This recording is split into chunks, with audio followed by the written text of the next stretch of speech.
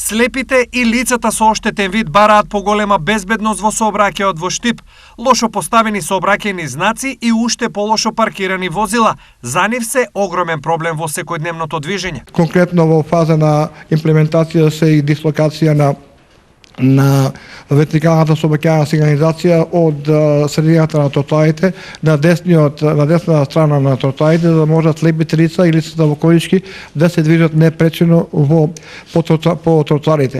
Друга работа исто проблеми се семафорите во населба Сењак. Јас тоа разговарав со градоначалникот, најавме заеднички збор за тоа, став до тоа што треба и мора да се стават звучна сигнализација. Апел до возачите во Штип, возилата своји да ги паркират паралелно на тротоарите, не попречно, за да можат слепите лица и лицата во колички да ги користат тротоарите. Своите забелешки тие ги доставија и до градоначалникот, од каде добија ветување дека нивните проблеми ќе бидат приоритетни за општината. Дел од сообраќајните знаци веќе се соодветно дислоцирани. На дислокација на останатите се работи, а се преземаат и други мерки за олеснување на движењето на оваа категорија граѓани.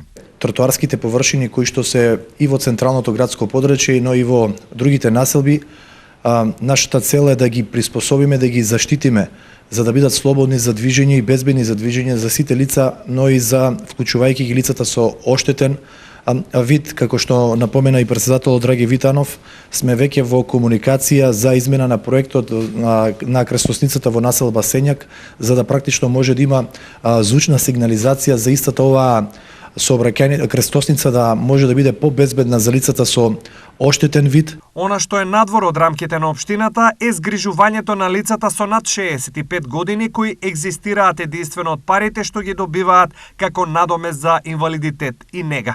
Нивниот број се утврдува и се очекува од Министерството за труд и социјална политика да се обезбеди стабилен извор на приход за нормален живот.